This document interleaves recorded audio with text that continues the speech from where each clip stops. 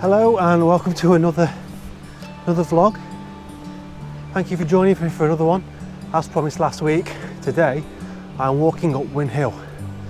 I'm going up the Parkin Clough route, which I'm led to believe is a bit of a killer. So it's good to try and get out and about, good for a bit of exercise. I'm sure many of you dads out there can relate to me. Taking one too many turkey dinosaurs off the kids' plates. I'm doing this for fitness and of course try and get a few nice pictures for the sunset. Weather, pretty good. With virtually no clouds. Normally I'd like about 30% cloud cover to just try and give some interest in the sky, but we'll wait and see. Hopefully we'll get something good. So I parked the car at Lady Bower, well, on one of the side roads called Lydgate Road, not sure of its name. But from there, you can park on the side of the road, you walk over the bridge, turn right, just a few hundred yards, or not even that, 100 yards down the road, you go through a gate, and then there's a footpath, signposted Win Hill on the left. And so far I'm on that footpath, and it's getting steeper. It's certainly giving the legs a good workout.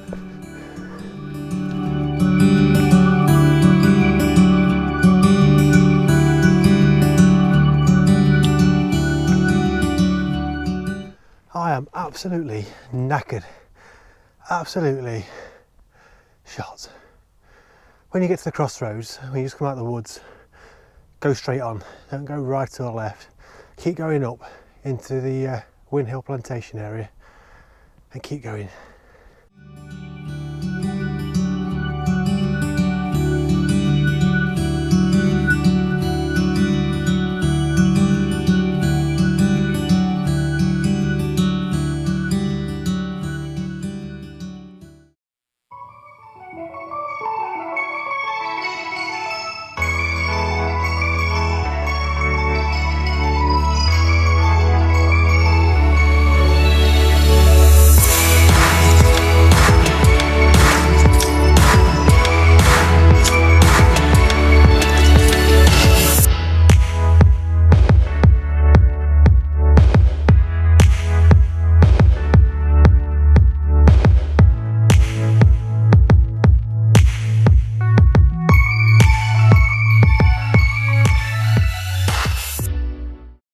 Just a small amount of purple left in the heather. It's a shame really, because this year, because of the dry spell, the heather season didn't go on for as long. It's only for a couple of weeks in August. Normally it keeps going until first couple of weeks of September, first week of September. But this year, it seems to have died very early.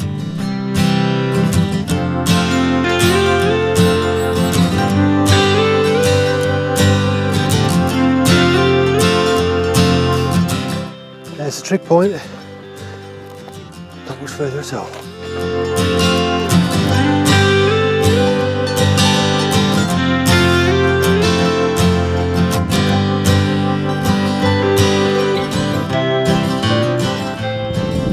Made it to the top. It's a great view. I've got views all the way around me. I can literally see 360 degrees. Well worth the walk up this is. So what I'm going to do now is get set up. It's a bit unfortunate. There are some white bags where they've chopped away the heather. I guess it's to encourage the growth again. So all I'm going to have to do is find a different composition of what I was going to go for when I first came up. See if I can just hide those out the shop.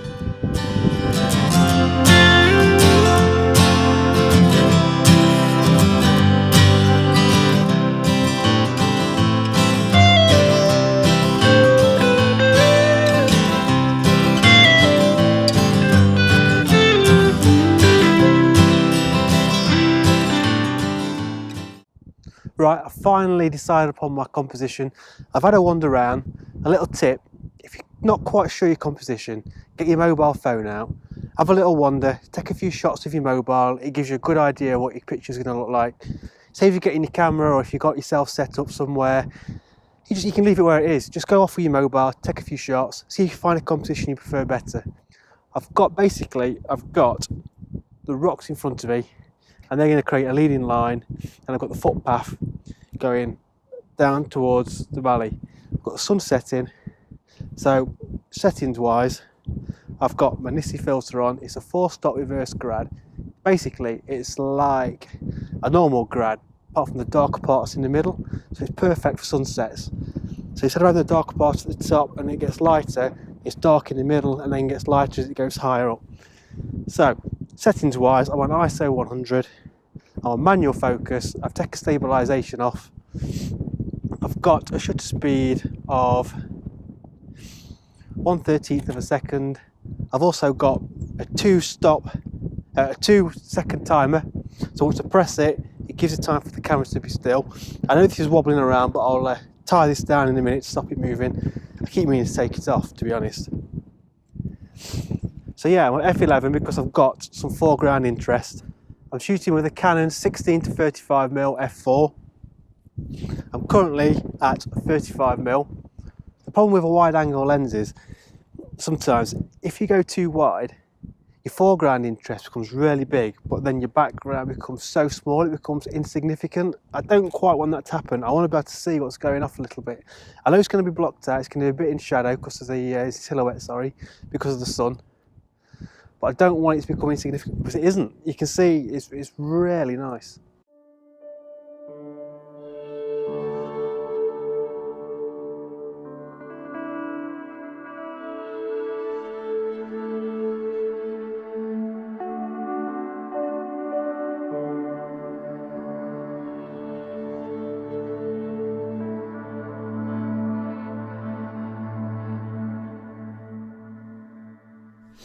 It's been another fantastic walk again.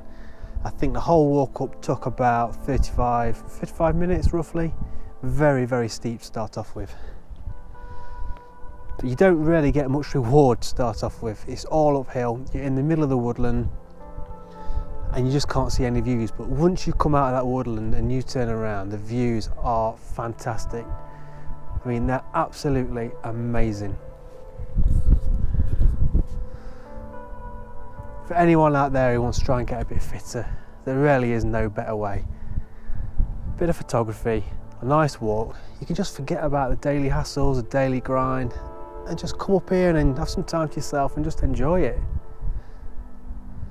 Just enjoy what nature's got to offer, because you won't beat it. You really will not beat it.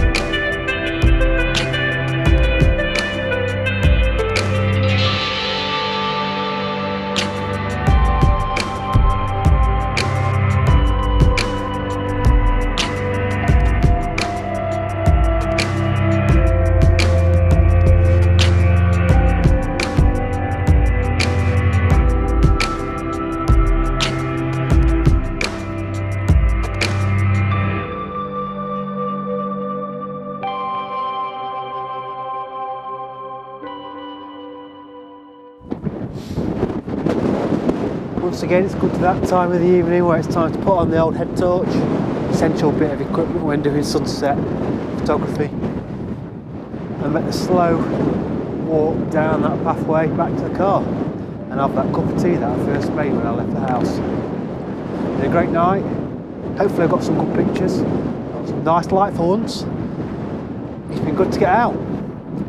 Not sure where I'm going to go on the next Peak District walk. It'll be a bit of a surprise this one. I'll have a little bit of a research over the next week.